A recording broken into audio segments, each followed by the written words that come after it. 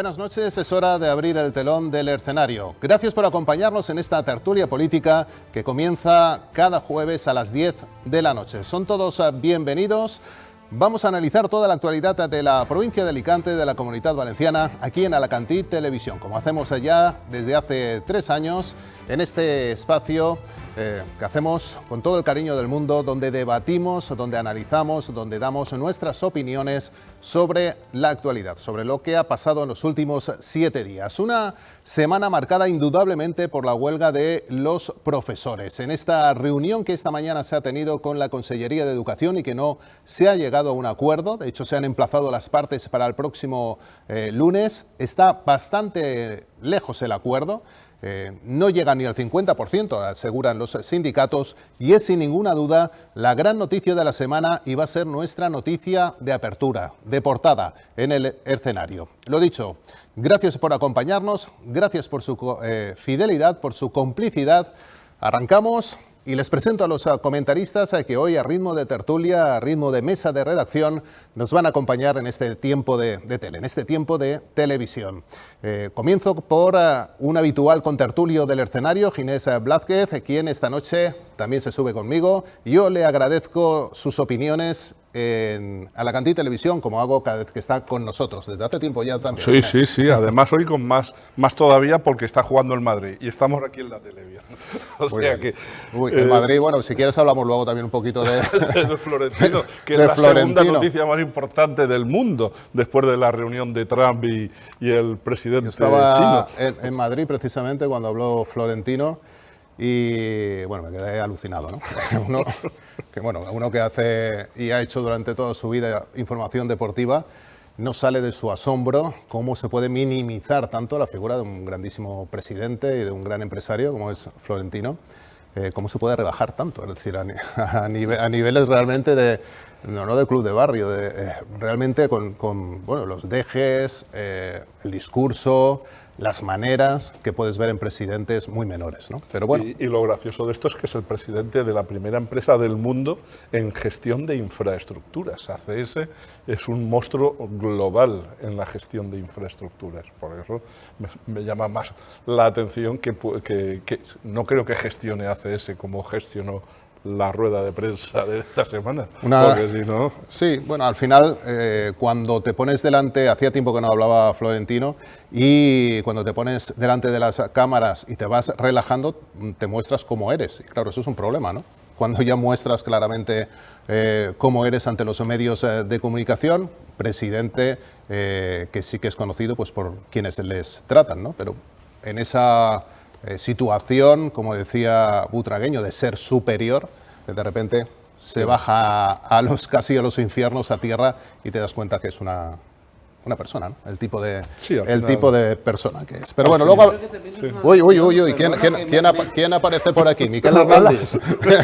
Se salta el tiempo. No sabía que se iba a saltar el tiempo de presentaciones por el fútbol. Miquel, ¿qué tal? Bueno, es que bona nit y salud, Tomás. Es un placer siempre estar aquí con vosotros en el escenario, pero es que me quería meter porque es cierto que el fútbol copa un protagonismo, y más esta semana, muy grande, porque hacía 11 años que el señor Florentino Pérez no daba una rueda de prensa, pero lo quiero meter para lo alicantino, y por eso he querido meterme, porque parecía que ya te olvidabas de ello, porque corremos el riesgo en la provincia de Alicante y en nuestro entorno más cercano de que los políticos se acostumbren a trabajar sin los filtros de hablar con la prensa, de dar intervenciones y demás, diciendo voy a hacerlo a través de las redes sociales, con los vídeos pregrabados, preorganizados, y hablar solo en comandita sin dirigirse directamente a los medios. ¿Eso qué es lo que hace? Que después, porque siempre hay un después en el que tienen que pasar, acaben pasando los problemas. Yo creo que lo de Florentino es una lección que deben tomar cualquiera de los políticos que tenemos aquí en la ciudad para saber que no podemos caer por ese camino. Ya, Miquel, pero bueno, más o menos. También con quienes por dedicación profesional nos dedicamos a esto.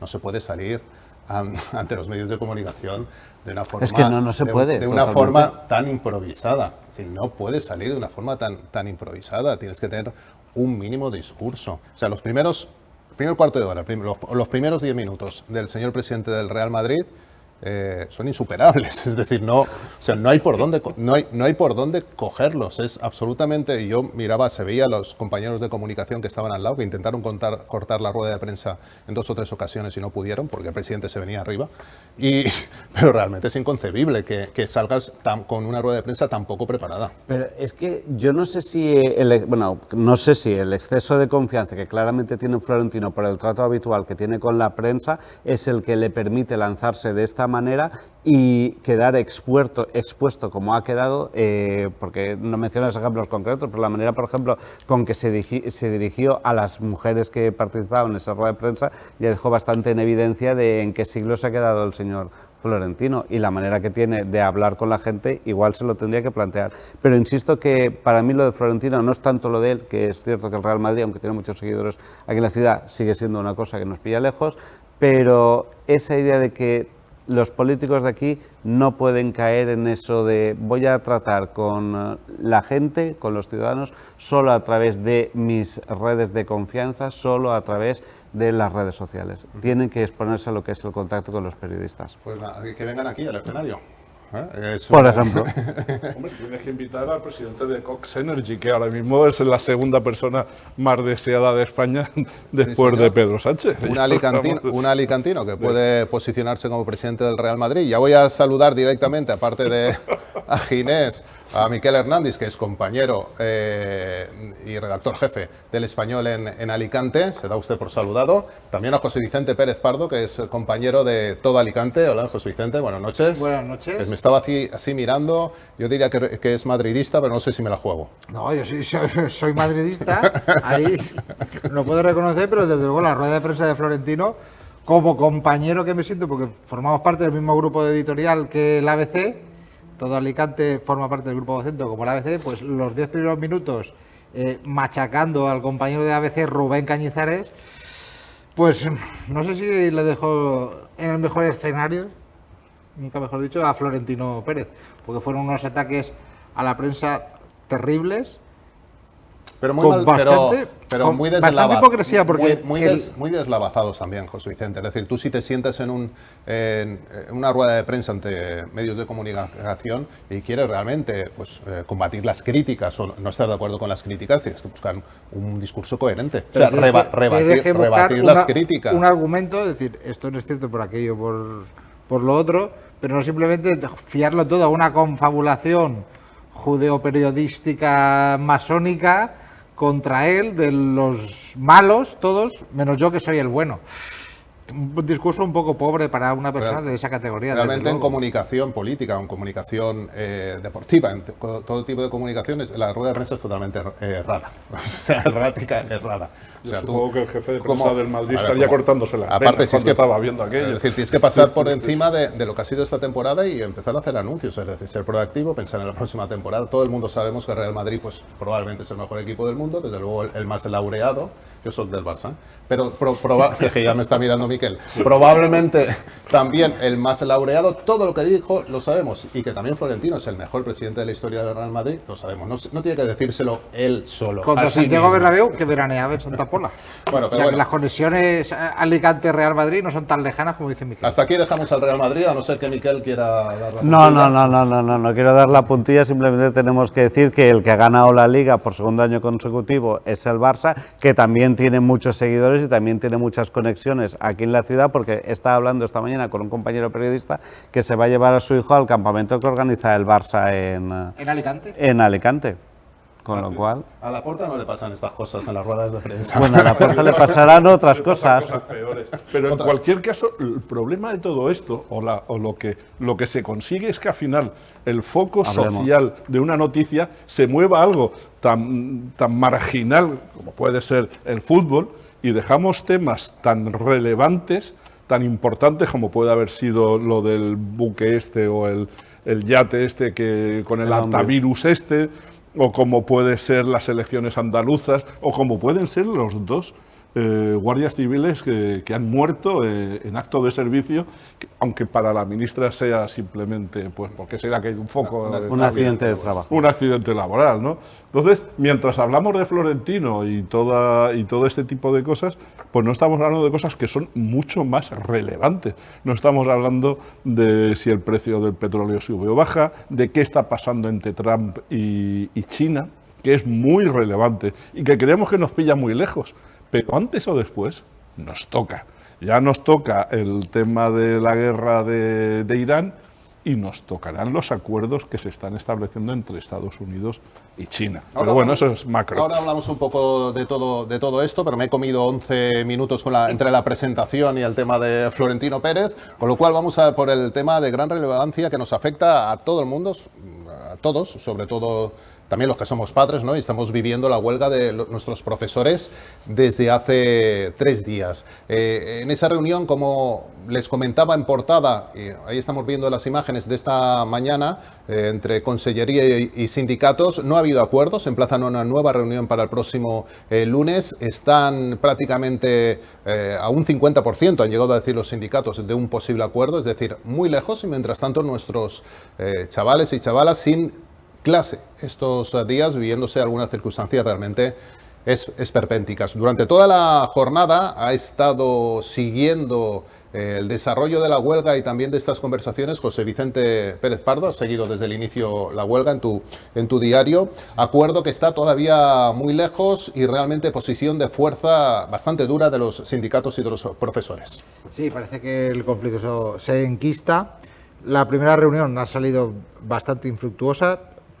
Prácticamente no se han movido las posiciones. El borrador que ha presentado la Consellería de Educación no presentaba ese aumento salarial, se quedan esos 1.180 euros que ya se habían dicho en reuniones anteriores. Ha presentado otras medidas de reducción de ratios, refuerzo de personal, planes educativos específicos, pero se han quedado bastante detrás de los sindicatos. Incluso esta mañana, cuando estaban reunidos en Campanar, en la sede de la Consellería de Educación, ha habido una carta masiva de equipos directores, no sé si amenazando o advirtiendo de que iban a dimitir en bloque si no se llegaba a un acuerdo. Esto lo hicieron ya el año pasado en Asturias y al final obligaron al gobierno del socialista Barbón a un acuerdo rápido para no quedarse sin rectores, sin dirigentes en cada uno de los colegios. Vamos a ver qué pasa el lunes, cómo pasa el fin de semana, pero las posiciones ahora mismo están muy lejanas. Mañana una gran manifestación en Valencia. Supongo que continuarán los actos de protesta, que cada vez van a más, ya están habiendo cortes de tráfico y demás. Y esto no puede continuar muy largo porque a principios de junio tenemos las pruebas de acceso a la universidad. ¿Qué va a pasar con todos esos chavales que se juegan su futuro? Miquel, ¿cómo estás siguiendo la huelga? ¿Cuál es tu mirada, tu opinión? Bueno, ahí hay varias cosas que quería meter. Una de las cosas que destacamos es lo del tema salarial, pero yo creo que ese también es un argumento que se está utilizando de parte, porque obviamente cada uno aquí quiere conseguir unas cosas. El tema salarial para ellos es importante, para la Consellería también es importante destacar eso, porque lo que quieren es situar frente a la opinión pública la idea de que estos lo que quieren es solo ese beneficio. Y una de las cosas que a mí siempre me gusta destacar es que cuando uno sale y compara, se da cuenta de cómo estamos. En la Comunidad Valenciana, precisamente por el idioma que tenemos, hay muchos profesionales que se forman en otros sitios, llámese Cataluña, llámese las Islas Baleares. Cuando esos profesionales vuelven aquí a la Comunidad Valenciana, porque lo que quieren es estar en su comunidad, lo que descubren es que están en una situación peor que lo que estaban en Cataluña. Y no por el sueldo, porque el sueldo ahí en Cataluña creo que llega a ser más bajo. Tenía que ver la estadística porque hicimos un artículo hace unos meses sobre las mejoras de aumento de sueldo que les daba la parte del Estado que tienen ellos, sino por el día a día que tienen, las cosas con las que trabajan en las aulas. O sea, era como, a mí me lo describieron que era como estar en el siglo XXI y volver al siglo XX.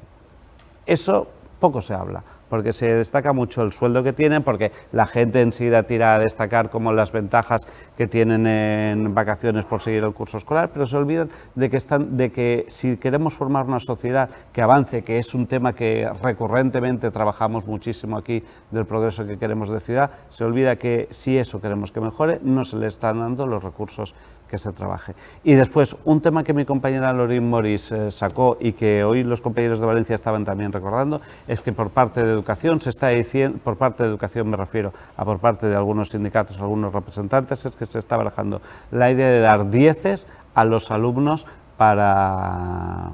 durante este proceso. No sé cómo quedará. Coincido con José Vicente en el tema de que está enquistado porque yo creo que aquí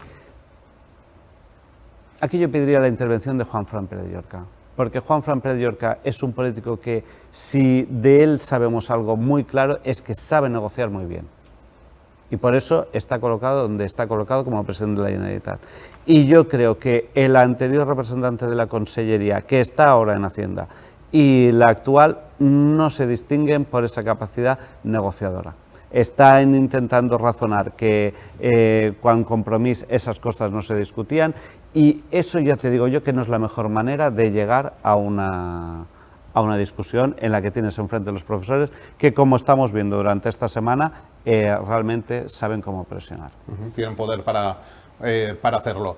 Ginés, ¿cuál es tu opinión o dónde pones el foco? Aquí, para mí, hay una parte muy importante de esta huelga que tiene un carácter meramente político, porque otra de las banderas que utilizan en las manifestaciones es que se elimine la ley de libertad educativa que José Rovira puso en marcha hace un par de años. Es otra de las banderas de esta manifestación. Entonces, para mí... No creo que sea la principal, Ginés. No es la principal, pero yo estaba leyendo el manifiesto, aparte de los 500 brutos al año, que si hacemos números son 1.000 euros por cada habitante de la Comunidad Valenciana al año, pero al año siguiente otros 1.000 y al año siguiente otros 1.000, quiere decir, y cuentan chiquillos desde 1 año hasta 99 años, quiere decir que todo el mundo pagaría 1.000 euros más al año por esto, que en un presupuesto o lo quitas de otro sitio o subes los impuestos para poder pagarlo, pero eso independientemente del carácter económico que tienen. Para mí están haciendo rehenes de esta manifestación o de esta huelga a los propios alumnos. Se pueden hacer en agosto, se pueden hacer en septiembre, se pueden hacer en octubre. Por favor, Ginés, pero en mayo no.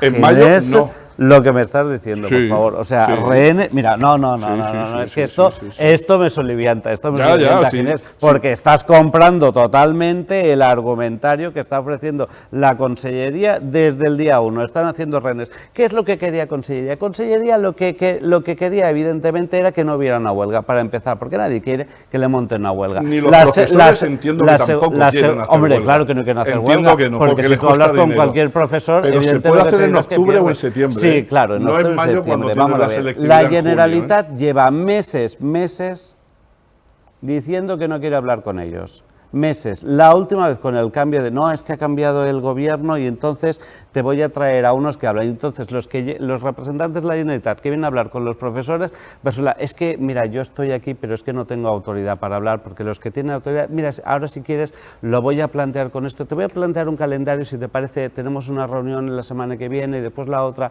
hacemos en un par de semanas y tal y cual, y mira, ya si acaso eso lo vemos el curso que viene. Lo que les pasa a los profesores es que sienten que les ha tocado la moral muchas veces. Y como les ha tocado la moral y el bolsillo, pues mira, tienes a algunos a los que los tienes que... Entonces, como he dicho antes, no se está negociando bien con ellos, se va de listo, se va de sobrado a negociar con ellos y perdona, que es que tienes que saber con quién te vas a poner a negociar, porque si con quien vas a poderte negociar tiene capacidad de apretarte la moral... Sí. No lo tienes. Esa es la cuestión. Miquel, sí está muy bien, pero hay dos hitos. O se me hace caso o pongo un 10 a todo el mundo, y eso lo han planteado.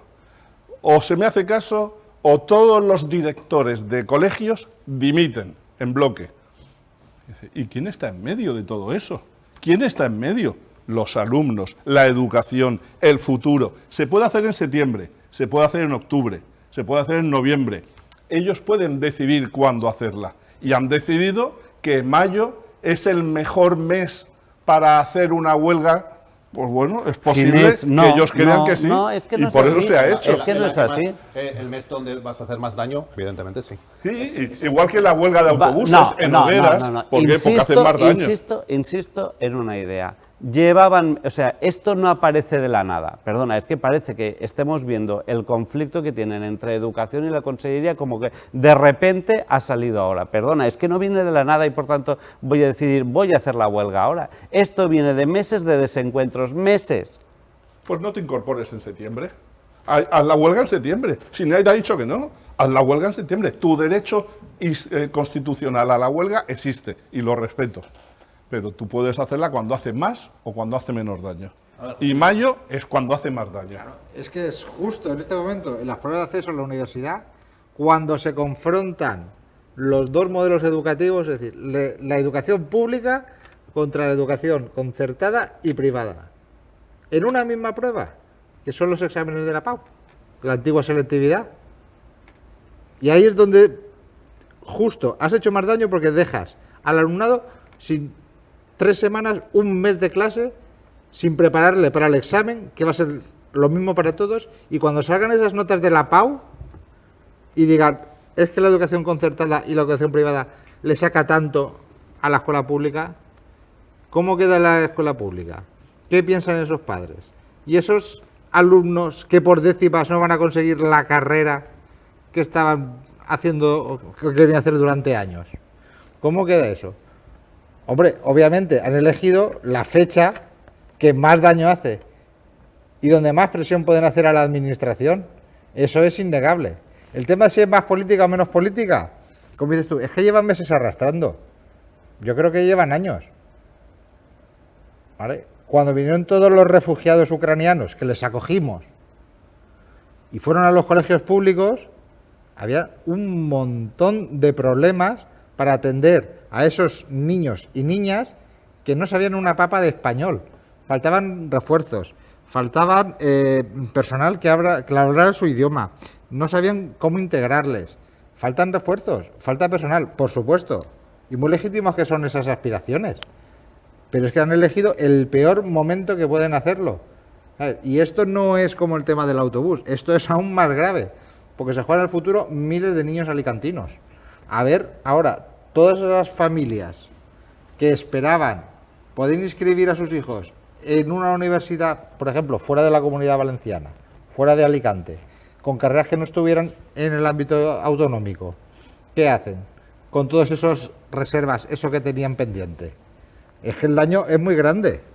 Es que vamos a ver. Es que de verdad, es que no compro estos criterios porque es que no os identificáis con los profesores para absolutamente nada. Les estáis acusando. Mira, ¿sabes qué es lo que pasa? La Generalitat igual está buscando a alguien que se siente para dialogar con ellos, porque os podríais sentar con ellos y tendría el mismo papel que tendría la Generalitat. O sea, no hacer caso. Esas imágenes que vemos hay mucha gente, ¿eh? Hay mucha gente ahí, quiero decir, que en una reunión que te sientas a negociar con 30 personas, poco va a salir de ahí. Pero bueno, te digo por las imágenes que hemos visto de la reunión, ¿no? De ahí, sindicatos, muchas organizaciones. hay tantísimas. Vaya, porque es una prueba de que realmente no es un tema de un sindicato solo, sino de que están afectados todos. Aquí el problema es que estáis ahora acusando los dos a que el profesorado está apretando la moral. Yo creo que la Generalitat, si quisiera, que no lo ha hecho hasta ahora, que fíjate que hoy jueves ha presentado una primera propuesta y esa propuesta se la han retirado a los que han tardado en tirárselo menos de media hora, porque es que ni siquiera hablaba de lo que tenía que hablar. Vamos a ver, la Generalitat, si quisiera, podría arreglar esto, pero como lo quiere, pues no se arregla. ¿Al sueldo o a qué más? Se refiere a las condiciones. ¿Qué es lo que he dicho primero, José Vicente? ¿Tú sabes cómo están las condiciones de las aulas? De verdad, las comparas con las condiciones, pero no solo personal, es que son las condiciones que tienen en las aulas, de verdad. Es que vete a otra comunidad autónoma. He puesto el ejemplo muy claro. Muchas veces, muchos profesores aquí en la Comunidad Valenciana acaban sacándose plaza, primero antes en Cataluña y después vienen aquí, y entonces ven que allí hay una serie de recursos de los que aquí se falta desde hace décadas, y no es un conflicto conflicto, no es un problema solo del Partido Popular, es que es un conflicto también que tenía el gobierno del Botani cuando estaba ahí al mando. No se está poniendo el dinero que se quiere para eso. Y como no se pone el dinero para que haya recursos, después tú me vienes diciendo que el problema es que están apretando la moral para eso. Ay, ¿tú crees que no había discusiones entonces?